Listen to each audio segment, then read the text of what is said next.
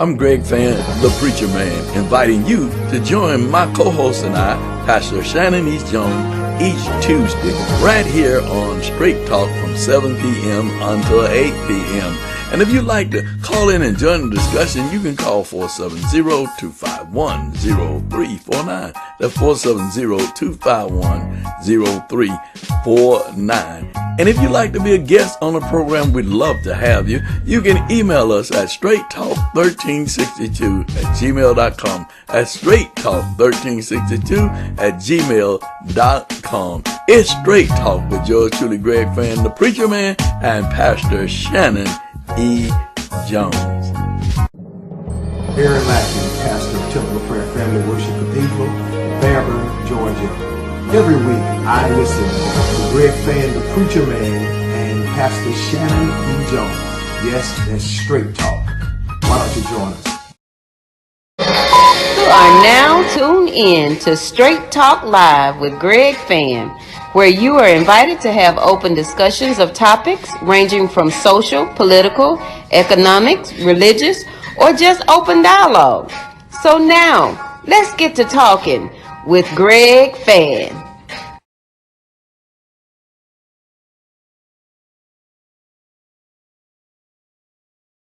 Don't want to miss it. You know what?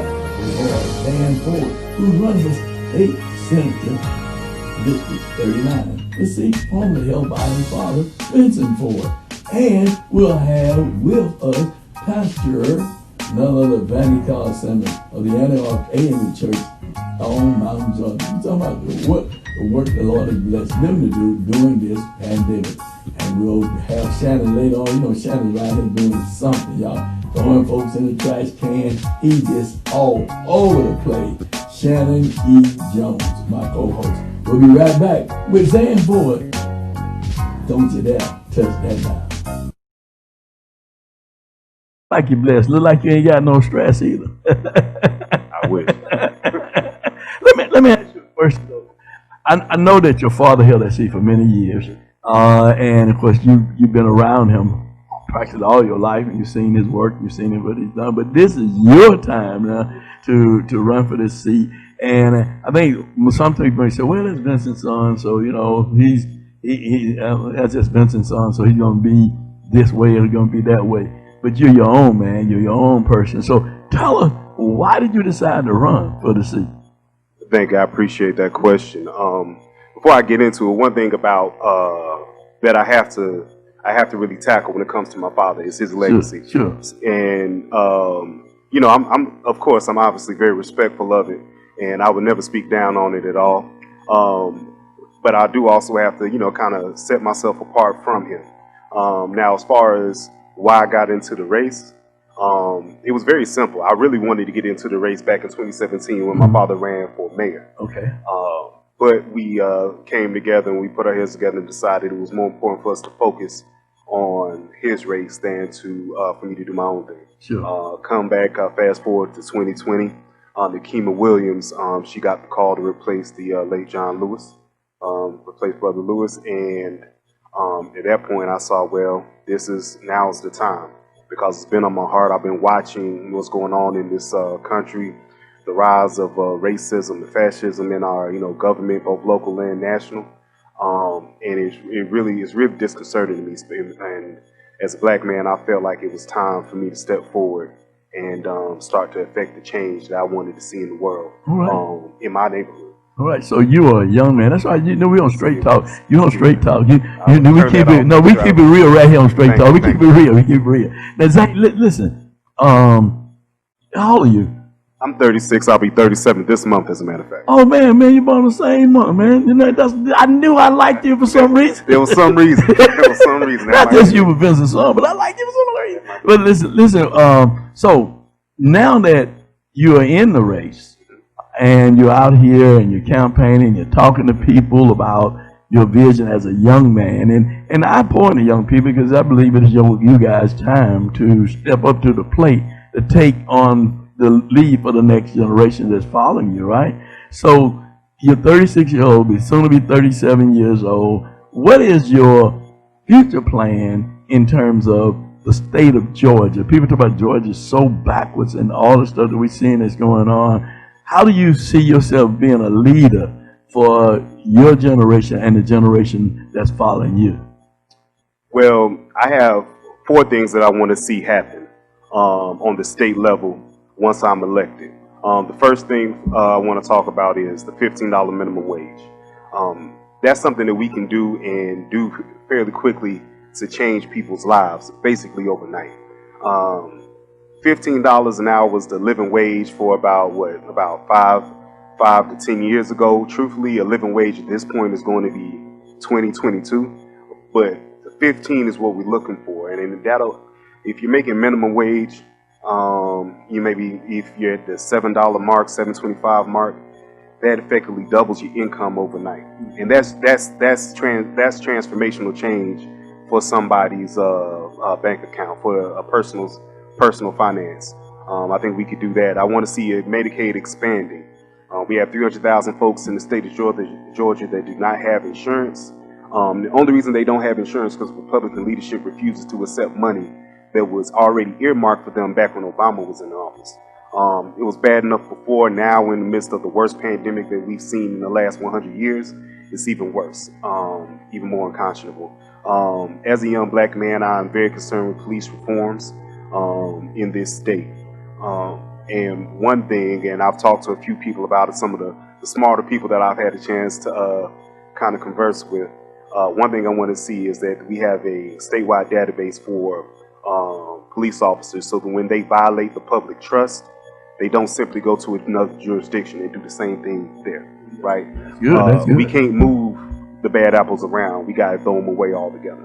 And I'm really very much in favor of that, as well as ending no-knock warrants, qualified immunity, ending cash bail. These are things that we can do that will have a very big and positive impact on some of these more disadvantaged neighborhoods throughout the state, but also in District 39. And the last thing I wanted to talk about is I want to push for a comprehensive civil rights law. A comprehensive civil rights law. So right now, there is a loophole in our civil rights law in Georgia that will allow for certain disadvantaged groups, and we're talking about specifically LGBT groups, right, to be discriminated against based on their sexual preference or gender identity. Now, we're not trying to make a judgment about, we're going to endorse this or not endorse that, or badmouth these people, or, stick up for those. Period, point blank, people should be able to work and go about their lives knowing that, how they choose to live their lives will not result in them being discriminated against. And we can do that, goes a long way to protecting everybody's mental health, because you don't have to worry about hiding who you are or changing your lifestyle to appease a boss or somebody like that. So it's all about being able to protect everybody so they can live their life how they want to, how they see fit. It's not a value judgment on your values any one way or the other. It's more about basically letting everybody have the same protections under the law. And right now we don't have that. Well, Zane, look like to me your plate is full. You got a lot of heavy lifting there, son. It is a lot of heavy lifting. The first thing first I want to see happen. I think the comprehensive civil rights law and some of these police reforms really would be some of the most important or the lightest lift in as far as civil rights law, and most pressing, I would say, getting rid of bad police out of our law enforcement agencies. I mean, it really doesn't make sense for us to, continue to allow our police to, allow our faith in police to be eroded. We know we need police. Let's make sure that they respect us and demand the same respect that they demand the same respect for our communities that they respect from they want from us. With high respect becomes high standards. Amen. And we got to make sure we hold them to those high standards. Well, I appreciate you, man. And one of the things that I always said is it's like a bad employee. You don't move from one department to another department. You're still moving a bad employee into a environment where there are good employees that can ruin good employees because they're bad employees. And they said one bad apple spoil the whole what? Bunch. So thank you so very much for your commitment for that. And I'm looking forward to you running and winning and championing those causes. And I'm sure that you're going to be out there on the battlefield championing and fighting for those causes anyway, because it's in your blood. Most definitely. And, just if I could take a chance and speak about what I plan to do versus what my father has done. Like I said before, he's a short guy, but he casts a very long shadow. And, I'm happy and humble and grateful to have learned as much as I have from him over the years. And, it must be said, even though I am my own man, I cannot lie, and I will not front on this one.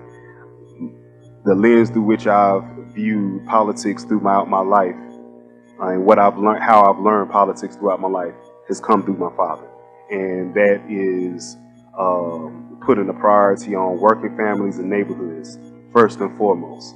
I'm not the candidate that's going to go out here and get big corporate money. Mm-hmm. I'm talking about $15 minimum wage and increasing people's take-home pay.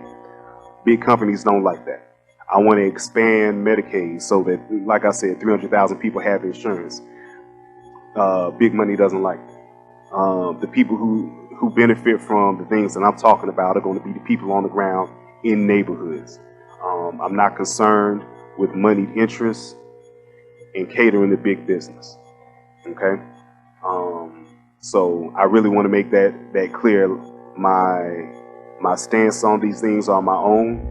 It may sound familiar because they're good ideas, but don't get me twisted. I am my own man, and anybody who underestimates me does so at their own peril. You heard that right here, right here on Straight Talk. So Zane, you want to ask the folk to vote for you now? Yes, sir. So again, Zan Ford, I'm running for District 39. All right. I want you to go out here and vote for me. Early voting starts on October 12th. Today is actually the last day to register to vote. So if you're not registered to vote for this election, please do so today. Talk to your friends, family members, and let them know that today is the last day that they can get it done. Like I said, October 12th, that's early voting. And the general election, in-person voting is for November 3rd. Remember my name, Zan, Z-A-N, last name, Fort, F-O-R-T. You can check me out on my website, www.zanfort.com. And you can also check me out on Instagram, Twitter, and Facebook at Vote, V-O-T-E, the number 4, and then my last name, Fort, F-O-R-T. And you can follow the campaign and get involved by going to either any of those sites or accounts and liking, subscribing, sharing, so on and so forth. Okay. All right. You heard it right here. Zan Ford, candidate for the Senate District 39. District 39, yes, sir. And he is running hard. Well, thank you, Zan, for coming by and spending some time with us today right here on Straight Talk. We'll be right back with more right here on Straight Talk with yours truly, Greg Fann, the Preacher Man. Great interview with Brother Ford. And, of course, he is a young man up and coming. I believe that we need to give young people the opportunities to step forward and take the leadership role. I believe that as we are the elders in the village, it's our job to mentor them, to support them, to encourage them to be the leaders for the next generation. Now we're going to bring on the pastor of the Antioch AME Church, the Reverend Fann Simmons of the Antioch AME Church, Stone Mountain, Georgia. Today with the pastor of the Antioch AME Church, Stone Mountain, Georgia, Fann Simmons. How you doing, man? I'm great. How about you, man? If I was doing any better, man, I tell you, life is good. Even though we're going through the pandemic and all the things that we're suffering and people are suffering, but we're still yet here. And that's a blessing. That is a blessing. You've got so much to complain about. People complain. They always don't complain. But in this life, we must trust God in everything and in all things. So I want to talk to you today because you've been doing a great work up at the Antioch Church where you're the pastor at Stone Mountain, feeding folks having COVID tests and a whole lot of other stuff. So talk about your programs at your church and your ministry. Let me turn my chair around this way if I can really see you, man. Well, look, we just trying to do our part. I don't see what we are doing as being any more than what anyone else is doing. And Bishop, I don't feel any pressure, and I try to help my membership not to feel pressure about being in competition with whatever anyone else is doing, or being overwhelmed by how much there is to do. Right. We just find consolation in just trying to do our little part. Food pantry ministry. We have the senior housing ministry. We have the daycare ministry, and now we've started the virtual learning support center ministry. Of course, we are very active in the social action and voter registrations, encouraging people to take the census.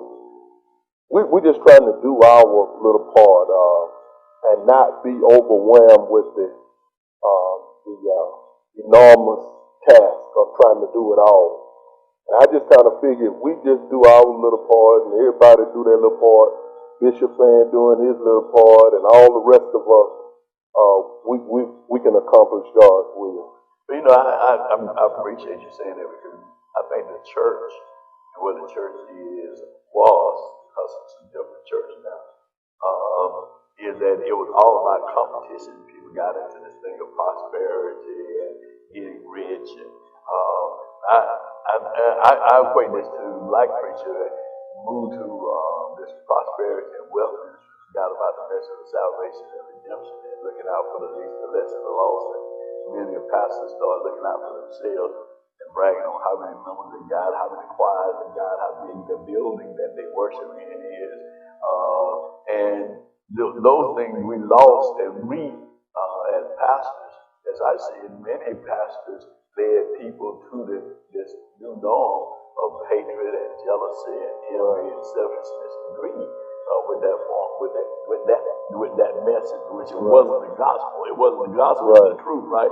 So we know it wasn't the truth, because if people are suffering behind it today because of that message. So, but I want to thank you, because you stayed true to the message of love, the message that Jesus taught us, to love you one another.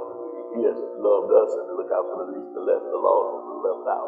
Right. So how did you manage, though, really, in all of that was going on around you as a pastor, to keep yourself rooted and grounded on staying on point in terms of the message of salvation, repentance, and redemption? Well, it's how I was born and raised. You said it, humble background, and I think a lot of us come from humble backgrounds, but some of us forget where we come from. And I thank God I never forgotten where I come from. And as I've gotten older, I'm more appreciative of where I come from, and have become very comfortable in wearing my own clothes. In fact, we had a young lady that made me a T-shirt about being in love with the skin I'm in. Right, okay. And I think that's so important for all of us to not to ever, forget where we come from. And I call that a lot of time our faith story. When you remember that, you have to stay grounded and rooted. And it keep you humble. Because whatever you're doing, and whatever, we talked about, you say the least lost and left out and all of that. Every time you see what we call the least of these, and we always remind people on our morning prayer about that's what our focus should be, the least of these. And we tell them that our ministry should be focused on the least of these in our theology, in our politics, and even in our finances. Because Jesus says, You do it unto the least of these, you do it unto me. And so I'm convicted by that. And I'm almost scared that I don't get that right every day. And that's why I pray about it on our prayer line every day to remind not only the people I'm praying with, but remind myself. And I think that happened to too many of people in the ministry. We got caught up, when I said we took on a preacher, but not that I got caught up with it, but the reality of it is too many got caught up on the fact that they were in competition. Right. You know, it was a competition versus we forgot about it. It's about Jesus. And I'm not competing against you. Mm-hmm. Right. You're not competing. And what God has done, He brought all of us back to the same place, the same level, the same playing field. That it doesn't matter how large your facility is, how many people you have on the road as members of that facility or that church. It is what's coming out of it, what's the product that's coming out of it. And as we're losing so many lives during this pandemic, and that people realize that we didn't come here to stay, and we're not going to take anything away. But I thank you for staying rooted and grounded. You know, you always tell me, no, that's all right, just go ahead and answer your phone. You don't straight talk. Straight talk is real talk. So, but, you know, then that may be one of your members calling. They know they can get you anytime, any place, anywhere.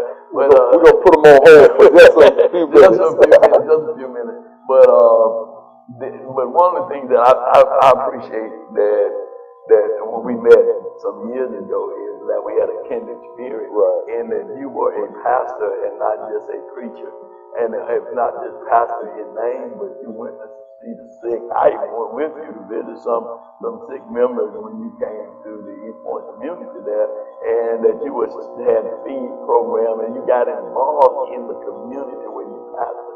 Too many pastors don't get involved in the community where they pastor. They live someplace else. They don't get involved in their community where they live. They don't get involved in the community where their church is. And that is unfortunate. Because the building, the church, and I tell the people here, this building is your building. You may never come to this building in terms of worship, but we're here to serve the community where we reside at, and the connection between the church and the community. And you do that, and you did that in East Point, and certainly you're doing that in Stone Mountain. And I thank you for what you're doing and your conviction to do what social justice and stand up for equality for all people. I remember when we went to Selma and you preached the sermon in Selma, Alabama. This year, it was this year. It was this year, and you did an outstanding job of just being the clarion cry, talking about what's even going on now. We must vote. We must vote. People say, well, John Lewis got beaten. Other people got beaten. Other people lost their lives. Other people did this for us to have the opportunity to vote.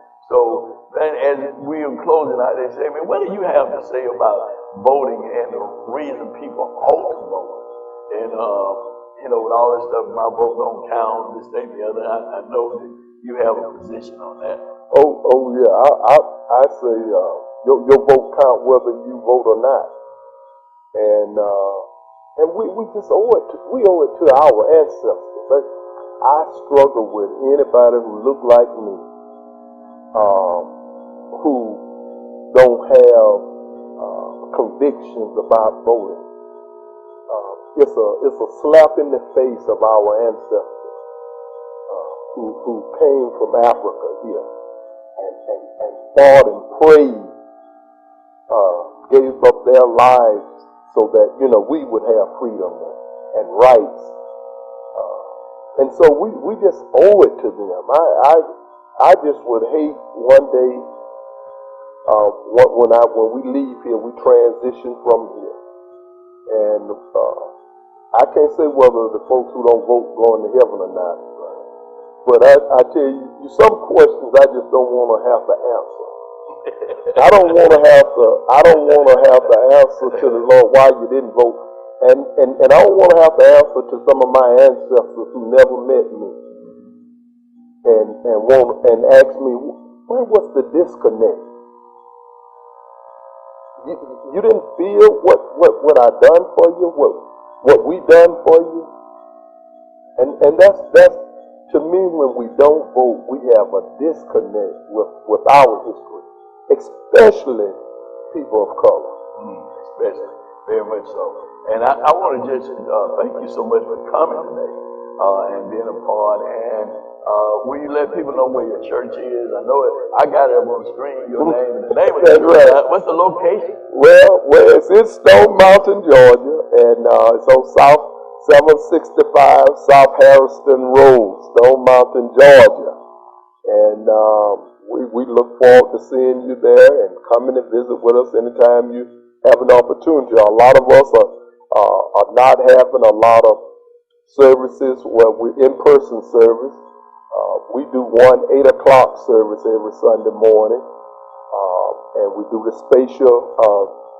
social distancing, that is, and we do practice. We wear our mask and that kind of thing. So the few we can get in on Sunday morning at 8, we certainly welcome you to come. We'll try to make it as safe as possible for you. Right. And thank you again, Vanny, for joining us here on Straight Talk with yours truly, Greg Fann, the preacher man. God bless you, and thank you for having me. My good friend. What's the good trouble?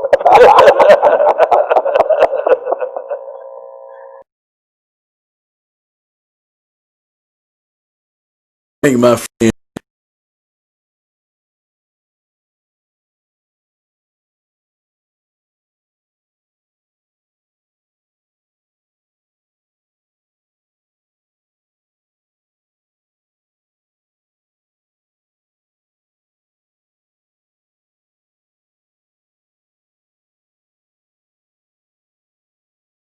We are AFIA Environmental Group. My name is Yolanda Pickerstock, and I am an owner of AFIA Environmental Group. We are here at Liberty International Church disinfecting for the COVID-19 virus. This disinfectant is a powerful disinfectant for the virus. However, it is safe for human consumption. And we will allow our technician to give you some additional information about the process, what he's doing, and how the chemicals work. Chlorine vital oxide, which is a chemical that is used to kill mold, mildew, viruses, fungi. Actually, it's one of the best non-invasive chemicals on the market. As you see, we are here disinfecting this building without having to be on a full mop gear. What that means to you, that it is friendly when it comes into human contact, but at the same time, it has the ability and effectiveness to kill germs.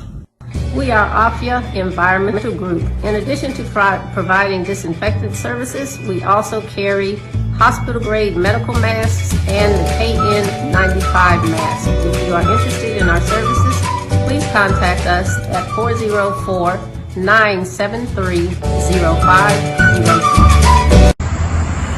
Hi, and I'm on Straight Talk with Greg Fann, the preacher man, one of the greatest pastors in the communities that really care about our communities. We need more pastors like you who are on the ground working, and I appreciate your community spirit.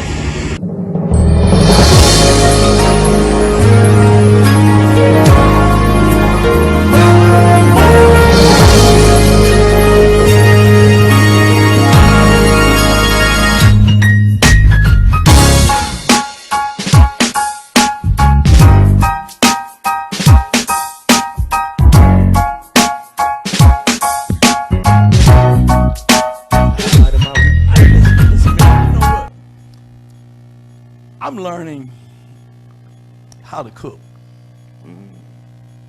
Okay. Can you cook? Yeah, well, of course I can cook. And don't look like you cook too much, too good. Well, what you cooking, Bishop? Peanut butter and jelly sandwiches, boiled eggs. No, that sounds Sound like you lying, Bishop. You sound like Trump. That's my beginning stages of cooking, Shannon. Trump talking about he been cooking. No, that's my beginning stages of cooking. All right, all right. I mean, I'm call not. me in I'm about not 3-4 years. Yeah, I'm not a chef. I've been a connoisseur all my life. I haven't been cooking, goodness gracious. so I'm starting at the basics. Who eats this stuff that you cook? Me. Well, I bet that is. Okay. All right. All right. All right. Me. That's some straight talk, right? Straight there. talk. That's some straight talk. That's some straight talk for real. I eat it. And enjoy it too. But you know, I want to just kind of talk about, you know, things that are going on in the world today. Yeah. With, you know, the virus. 210,000 people and climbing. And you know, people losing their houses. Yeah. People losing their mind, literally. Yeah. And it's awful what's really going on. But you know, you and I both being men of God, understand that God is still in control of all the things that's going on. But yet we have to talk about it and let people know what's really going on. And you know, we look at the news media and what's coming on the news. Yeah. We look at how football is now. People are getting sick and getting closing that down. Yeah. I mean, Cam Newton. Yeah, all these things are happening. All of these things are happening, and you say to yourself, the whole White House seemed like got COVID this week. Hey, Shannon, and it's sad because, you know, it's just sad, man. Really, when we look at what's really going on and how people are naive. And I had someone to say to me they didn't understand people, and basically what I said to them is, people are just people, and people are going to do what they're going to do and make excuses for what they don't want to do. Yeah. And people will listen and believe anything. But doesn't the Bible say in the last days they'll have itching ears? They're going to run after every wind of doctrine. Every wind of doctrine. And they're running after that silver and that gold. And everybody trying to get more money, more people. Yeah. I mean, so and when we start talking about people who are running, because I'm neither Democrat nor Republican. I don't declare a party, period. You got me about to become an independent myself. Yeah, well, you know, hey, listen, that party politics seems like it's leaving me. Seems like it's not the same party that I was raised in. Just seemed like that to me. Talking about my party. No, yeah, well, your party, that party hadn't been the party that we were raised up with in a long time. I was raised up with. I wasn't raised. No, you wasn't. You wasn't. I wasn't even thought of. No, you wasn't. You wasn't even a twinkling in your daddy's eye. He wasn't a twinkling in your eye. When we were coming through, no. The reality of it is that, you know, it's not the same party. I see billionaire, millionaire. I hear all the people saying the things that they think people want to hear, but I don't see anybody doing the heavy lifting to bring about the things that they're talking about they're going to do. Because when people get there, most of the time they're saying what they can't do versus what they can do, or be willing to do. Absolutely. You make all these promises, but then when you get there, then you talk about what you can't do. And both of us talk to enough elected officials and those that are vying to be candidates. And when you start to ask those practical questions about how you're going to affect bread and butter issues for the man and woman that's out there on that street, for the children that are playing in the street, stickball and baseball and kickball in the street, what are you going to do for them? You get all these grandiose answers, and that stuff doesn't trickle down. It never touches. And so the question becomes is, when you are listening to the consultants and the strategists that are really working for millionaires and billionaires, they're not concerned with the bread and butter issues, and they can't get paid, they can't get hired by these candidates, these millionaire candidates talking bread and butter issues, because it doesn't resonate with the candidates. So then you have to talk about some other stuff. And so you get other candidates that are on the local level, and they're looking at MSNBC, and they're talking about stuff that does, some of it affects us, some of it, but not all of it. Right. And far too little of it that will actually come down and trickle and touch the people on Metropolitan. Right. Touch the people that are struggling to keep their homes out. We're getting phone calls every day. You and I and several of our colleagues Can you help us out? I'm getting thrown out. I'm getting evicted. I never got my stimulus, this, that, and the other. So what can we say about that when you have millionaires and billionaires and they don't understand the importance of working out a deal to get this money to these people, these bread and butter issues, to get these money to the people? Why? Because they got money. Yeah, but they don't care about it. They got money. They don't care. You're right. They got money, and they're making more money Yeah. off the money they ain't giving us. Yes. Yeah. So, I mean, so the reality of it is that when we see the attacks on the commercials, when we view those attacks and we see them during the campaigns, we see these political attacks on what this one did and what that one did. You did this, you did that. You slapped my mama, so I slapped your mama. You slapped my dog, so I kicked your cat. I mean, this kind of stuff, that nothing that really deals with how are you going to help the people and what are you doing to help the people, as opposed to throwing insults out about another person, what another person has done, versus what you're going to do to help the people and show the people that's what you're going to do. You know, long since, you know, before, there was a party that talked about and did it, created social programs that helped the least, the less, the lost, and the left out. But that party is no longer doing those things, because they've gotten too many people who have flipped and flopped from one party to another party. It was convenient when this party was winning that I could join this party and then end up being a part of this party because I could win my election. And then when the tide changed, then they left that party and went back to the party they were really a part of, because they believed in those values and those views versus the other party. Party hopping. Party hopping, and just like church hopping, right? Yeah. So you think they go to your church? I think they at my church. Somebody else got them on their road, and they just moving all the way around. From one church to another church. Whichever one sounding good this week. Backsliding heathens. Lord, don't get me on. I'm gonna get you started. I ain't gonna get you started. But stay right there on the party hopping. But the party hopping is definitely what's going on. I mean, we can go back and we can talk about Zigzag Zale. We call him Zigzag Zale. Yeah. I mean, even Johnny Ison. You know, he switched parties. Yeah. We could look at all of these people who have switched parties, and then we got what the guy's name is that somebody said lost his mind, Vernon Jones, who want to change the party, but the party don't want him that he want to go to. Right. I mean, it's crazy, man. It's crazy. I was watching the other night. He can't pay to get in that party. Yeah, he can't pay. He can't tell enough lies to get What's in the the party. cover charge? Ain't no cover for you. You can't in. But you know, I was looking at Blackish last night, the other night. Do you watch Blackish? Every now and then. I love it though. But it was good last night because Junior had been taken off of the voting roll. He had been purged. Oh. And so he talked to his daddy. He said he had been purged. His daddy said, son, well, you need to check to see, if you've been, purged, go to a secretariat, to site and stuff. And so, he did.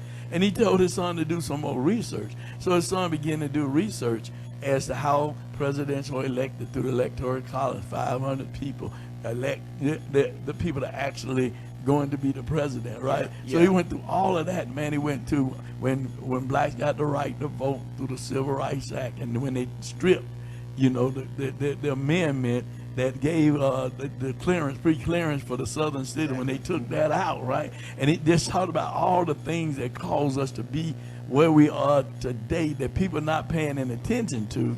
And so he said, Junior. And then his granddaddy, who was, Lawrence Fishburne, he was talking about stuff, just telling him history and things that he needed to know. Because he was saying, I'm just not going to vote no more because my vote don't matter. And then at the end, he came back and said, I'm going to register again, Dad, and I am going to vote. Yeah, I'm going to vote. So for those of you that did not watch it, you not want to watch that series of Blackish, because it's a very important series. They talk about real life stuff. Everyday stuff. So, Shannon, that was. Before you leave the party, can I say something else? I can't leave the party, man. I can't leave the party. I can't leave the party. I done left the party. Another thing is okay, because you were talking about the candidates and the electoral college. The electoral college, but the elected officials that jump from one. Oh, from one party to another. But think about this. When don't start preaching. No, I won't preach. When the party itself shifts to who it serves. Right. So then we're not talking about working class. No, we're not anymore. We're not talking about the very issues that we used to discuss. Right. We've opened the door and we bring on other issues. But in bringing on other issues to expand the community, you end up marginalizing others that were cores of the party. And so I'm watching, and this is not only happening on the Democratic side, because I watched Michael Steele on MSNBC last night, former Lieutenant Governor of Maryland, black, former national RNC chairman. Right. And he said that, you know, his party, he's part of the Lincoln Republicans. Okay. So what they're doing is they're working to get Trump out. Okay, that mentality out of the party. Okay. So someone said, well, it seems like the party, this ain't your party no more. He said, well, if somebody came to your house, you invited them to your home, they came in your house, they started tearing up your stuff, breaking up your records, tearing up your stuff. He said, would you leave your home or would you put them out of the house? And so he says, well, obviously, if it's my house, I'm going to put them out. He says, so when people tell me to leave my party, you know, then I'm saying, but this is my house. I can't let them destroy my house. I got to get them out. But he said he's getting a little tired of trying to get people out. And he's starting to see that maybe the party, this is what it does now. Now it deconstructs instead of constructs. So it's a bipartisan thing. And it's a real shame that's happening because we're leaving people, we're marginalizing, we're leaving people on the floor. But you know why? We're not being served. But you know why though? Because it's billionaire millionaires. Yeah, because it's billionaire millionaires. It's about the money. Yeah. The money that they can gain personally for themselves and their family members.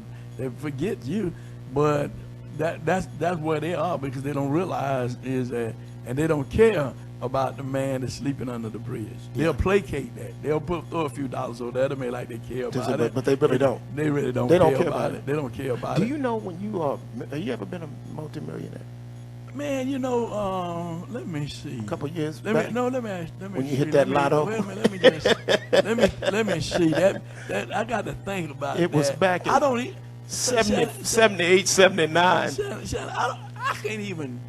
You never been one? I can't even imagine what $1 million look like. Let's don't talk about half of $1 million. What are you talking about? Well, look at what you got. It's more than that. Thank you so much. I'm trying to hold on to this little 20 I got in my pocket, man. Come on, man. But man, when you got money, yeah. Apparently, because I'm just watching.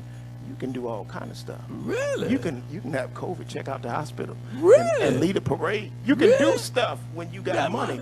And you think that other people jump to do whatever it is that you want to do, folk, you know, and we just sitting there looking at that like, wow, that's what you could be, an American dictator if you got money. You didn't say dictator, did you? You could be an American. You said dictator? You could be a dictator. You could be a little king or queen, and you have subjects that do stuff for you. They'll write bills for you. They'll do legislation. They will lie, steal, do all kind of stuff, and that's what's happening now at the federal level. Wait a minute, that's what's happening at the state level. Wait a minute, you mean tell me you see that at your young age? I see it at my young age. I see it, man, and it's amazing. And I don't know if I was a millionaire if I would try to do that. I don't know. We'll see when I get there. We'll see. I don't know. But I don't think so. But it's amazing. And Shannon, you know, you said something then that I got to question you about that. Well, I thought you was already a millionaire. No, don't talk. IRS watch this show, man. Okay. Will you get off that? Okay. I paid my $750 this year. See? I'm going to pay $750 next year. And then I'm going to take about 11 years. I ain't going to pay nothing. Nothing. You know, I enjoy doing this program with Shannon. I really do because it's very insightful. Some things that we say, I know we be cutting up a lot because he's Jose, I'm out of Pat. We cut up a lot, but the reality of it is that people have to really understand is you got to vote for people who are supporting your issues and not listening to the rhetoric. That's right. About who shot John. Right. So and so shot John, so and so shouldn't be in office because they shot John. You know, but who is talking about the things, putting race aside, who is talking about the things that's going to benefit the least, the less, the lost, and the left out? God has brought us down to a place that everybody's on the same level today. I mean, everybody can say, you know, I mean, we're all on the same level. Everybody's struggling. The rich is trying to get richer, but that's always been. That's why you had Robin Hood, who took from the rich and gave to the poor. That's what he did, right? The sheriff was running him down because he was taking from the rich and giving it to the poor, him and his merry men. And when we started talking about monies that should be going back to the community, that somehow didn't, them billions of dollars that are allocated that somehow never make it down to the least, the less, the lost, not even $200, not even $300 of it. I mean, something is wrong with that picture, especially when you and I are taxpayers and we're putting that money back into the coffers, but we can't get any of it back in our pockets. Right. That you and I have to pay high taxes, but then those who are rich, they get all the tax breaks in the world. We don't get tax break. They get tax break. We do not. This is a 750. Not even 760. Not even $1,000. 750. So listen, Shannon and I love you. We love you. We can sit here and talk all day long, but we're gonna stop here, and we're gonna move on in another direction. And we're going to bring on this commercial. That Shannon said we needed more commercials. We're going to bring on this commercial. And we'll be right back. Some financial support. So Shannon said we'll be right back. We'll be right back. Y'all watch this commercial now. He gonna throw somebody in the trash. In the trash can.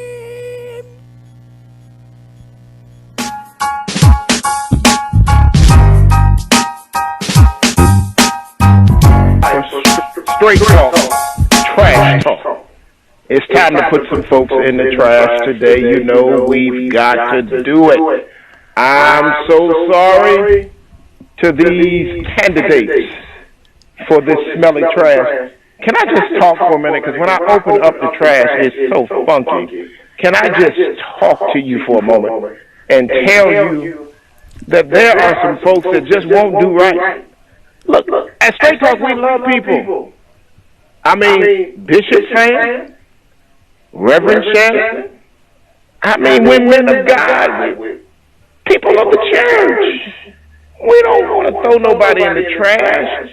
We live our lives to try to save folks. But we're not going to have dirt and trash just sitting all around us. So this week, you know some folk already in the trash. They ain't got out. They still in there because they ain't done. You got to do better to smell better. Okay? So we got some folks this week we're going to put in the trash. First one I want to go ahead and throw in the trash is our Georgia Labor Commissioner, Mr. Mark Butler. He's got his lost wage assistance program. Mid-September, he's supposed to send out all this money. People are still looking for their lost wages. They paid into workers, the insurance program that goes towards that, unemployment insurance, and they have not received their lost wages. So they go down to the Labor Department and say, please, Commissioner Mark Butler, you wouldn't want your family to starve the way you're starving my family. You wouldn't want us to be hungry the way you would be. We wouldn't do this to you. You would not understand if we didn't give you your lost wages, especially since FEMA has already sent you the money. You got the money from FEMA. You got the Federal Emergency Management money to be able to help these Georgia workers. But you won't do it. And that's a low-down shame. And low-down shames go low down in the trash. So, Georgia Labor Commissioner Mark Butler, it is my duty at this time to dedicate yourself, your body, and your time to the trash. I'm putting you in the trash. Mark Butler, Labor Commissioner of Georgia, in the trash. Woo! Oh, man. somebody down there we can't talk about this week. We playing nice this week. We're going to be good this week because we're Christian. But they orange and they stinking down there. All right, now, next one we're going to put in there. Have you noticed at certain Republican political rallies, this big Q that you see? You'll see a Q there, and usually it's cut out of the flag with a Q. Sometimes a cut out of the Confederate flag, and this Q that's up there, it's got the Q, and I wonder, what is this Q? I mean, I know they're not Q dogs. So who are these Q people? Are they questioning? I don't know who these people are. So I found out that that's called QAnon. QANON. It sounded like Al-Anon for some of y'all that remember Al-Anon. This is called QAnon. Except these folk is really drunk. These people really do have a problem. They're called QAnon. Now, QAnon, as crazy as it is, they absolutely believe that, guess what? The Democratic leaders, the leaders of the Democratic Party, so in the Senate, Hillary Clinton, others, that they have a pedophile sex ring going around where they're sending children around and selling kids. And the kids that they don't sell, they eat them. These people, and they go to these rallies and they are accepted in. They are not Q for quarantined away from everybody. They are Q for quality. They allow them to come in and to have proximity.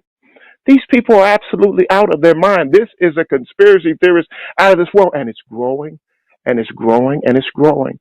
QAnon. I want you to pay attention to that, because the reason why we put people in the trash is so that you can, and organizations and stuff, is so you can go research and see who they are and why we're putting them in the trash. And so QAnon, it is my duty at this time to lift your rusty dusty up and put you in the trash. Yes, yes. It smells down there. Oh, whew. And I tell you, it takes fortitude to put it in the trash, because the trash is so funky, you don't want to have to deal with it. Woo. But if I don't put them in the trash, and Bishop, we don't put them in the trash, then they're going to make all of society stink. And we can't have that funky business all around, yo. We got to shut them down. We got to shut them up. And we got to shut them in the trash. Next group I want to go ahead and put in there. At the debate last week, they were told to stand back and stand ready. They're not the boys that are not happy about their shenanigans. They're not the boys that are displeased about their racism. No, they are proud of their racism. They are proud. In fact, they call the Proud Boys. The Proud Boys is just another section of the Ku Klux Klan. Yes, they still ride around, but KKK got a little old, so they have to come up with new names like President and, Proud Boys. Anyway, I'm trying to be good, because this week we're going to be good. But the Proud Boys are these guys that walk around with these guns at rallies. They want to protect, and their job is to make white people who have embraced white supremacy not feel bad about it. They don't want you to feel guilty about white supremacy. They don't want you to be ashamed of your great Confederate heritage. They don't want you to be ashamed that there was ever an institution of slavery and that people were raped and pillaged and caused to be sold as chattel. They were taken and stripped from their culture, their religion, their worship of God, and they were forced to be servants in the worst form of slavery servitude that the world has ever known. These boys are proud about that. And they're standing back and standing ready in their pride. And so, proud boys, I too am proud. I'm proud today to induct your racist behinds into the trash. Proud boys. You're going in the trash. In the trash. Oh man, it makes you cough. It's just so funky down there. Oh, I gotta keep going. I got one more. It's bad because they are funky down there. Can I lay them on top of the trash? Well, no, I guess if I lay them on top of the trash, then they'll move away like maggots, and then they'll become flies, fly away, and create more germs and all that stuff. So better put them in the trash. And at some point, if you stay in the trash too long, we incinerate you. Yes, yes, yes. We put the fire on you because we got to get that disease out of you. Last group is none other than, not for long, the NFL, the National Football League. They, like so many others, have placed profit over people. And so they wanted to make money. So they said, we are going to defy the virus in the air. Never mind that it's in the air. We're football and we can face it. In fact, come on out and face it with us. And many have gone out. And many have gone out because they went out with NFL. But their players are getting sick, one after the other. One from College Park.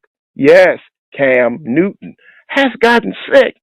He can't do anything about it. I mean, he's going to work. They're forcing him to go to work because at the end of the day, they pay him millions of dollars, but they pay him millions of dollars because they see him as a commodity and not as a human being. They strip these players of their dignity and they force them to be as shadow athletes. Go catch that ball. Shut up and dribble. Well, I can't say shut up and dribble because the NBA at least brought all of their folks to one location in a big, huge globe, a bubble. They couldn't hang out with their family, their friends. They couldn't leave. They had no visitations at all. There was no dating or any of that. It's been a rough time for the NBA. But they were locked in there, and guess what? Not no cases. I mean, there have been maybe one or two that you hear about, but they were able to get through, and they're able to get through their season. Not so with the NFL. They said, we're going to bring our fans out. We're going to stand proud and be able to face down COVID. After all, COVID is nothing. You can beat COVID. All you have to do to beat COVID is get prepared to fight it and be willing to fight it. And if you're willing to fight it, you can knock it out. Let me tell you something. COVID will take this, me, Mike Tyson, Spinks, Ali, Foreman, and everybody else all together and knock you on your behind. NFL, put these players out here and got them sick. And they had no plan. And because they've had no plan, they've hurt so many people. Now these folks have to go back and it's spreading and spreading around from the players to the workers to the ones that have been in the stands. NFL, shame on you. You have done wrong. May I introduce you to Mark Butler, the Proud Boys, and QAnon? They will be your trash companions because I and Bishop Greg Fann and the Straight Talk community are going to throw you in the trash. Don't worry. Not for long, NFL. You are going in the trash. Whew. Oh. No! You're going in the trash. Okay, I can't gotta get that trash out of here. We gotta get that trash out of here. I can't do no more. Oh, that trash. It's gotta go. Come on, bring that truck on. Get that trash out of here. Oh, Lord. Trash.